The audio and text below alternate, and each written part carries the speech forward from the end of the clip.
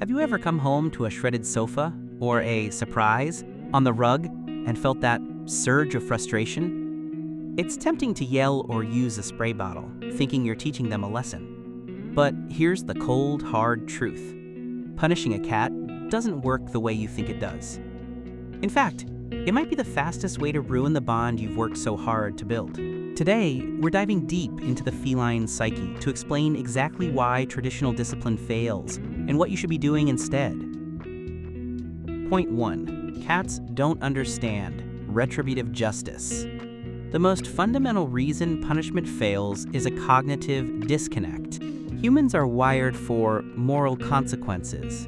We understand that if we do A, then B happens as a penalty. Cats, however, live entirely in the immediate present. Their brain is optimized for survival, not for moral reflection. If you punish a cat even 5 minutes after they've knocked over a vase, they have absolutely no mental bridge to connect your anger with their past action. To them, you are simply a person acting aggressively for no reason. Even if you catch them in the act, a cat doesn't see their behavior as bad. Scratching furniture is a natural instinct to mark territory and groom claws. Peeing outside the box is usually a cry for help due to stress or a medical issue. When you yell or hit, the cat doesn't think, "I shouldn't scratch the couch."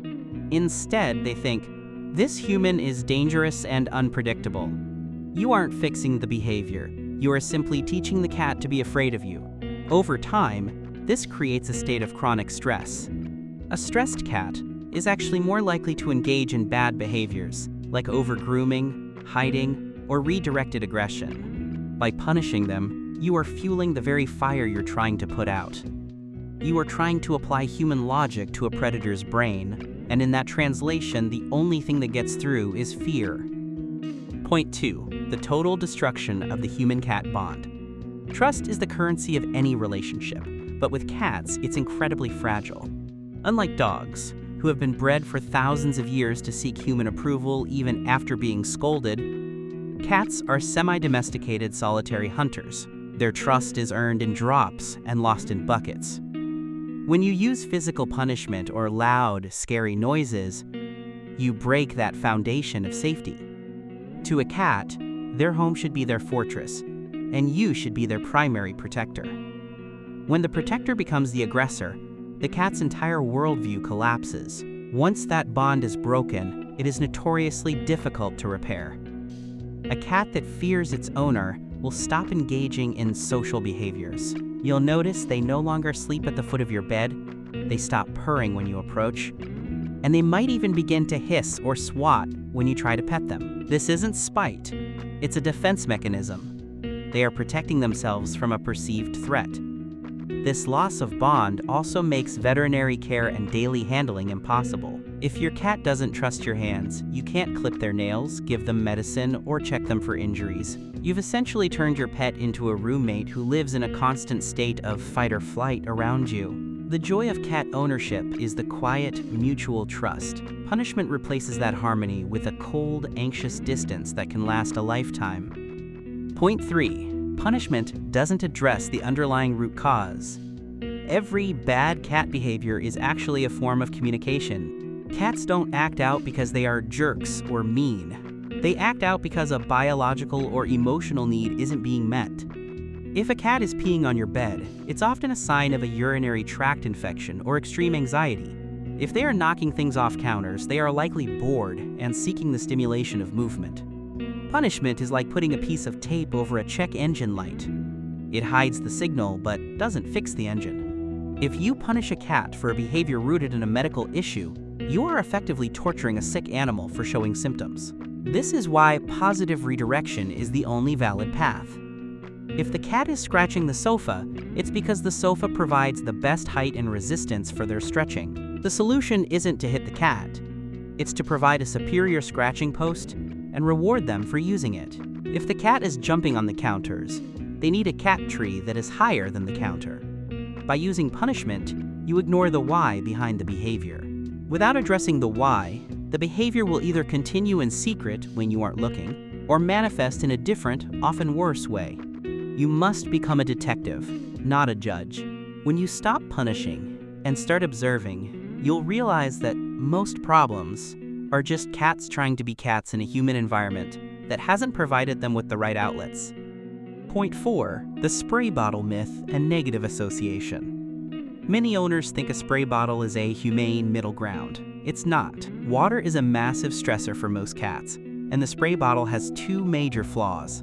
First, cats are incredibly observant.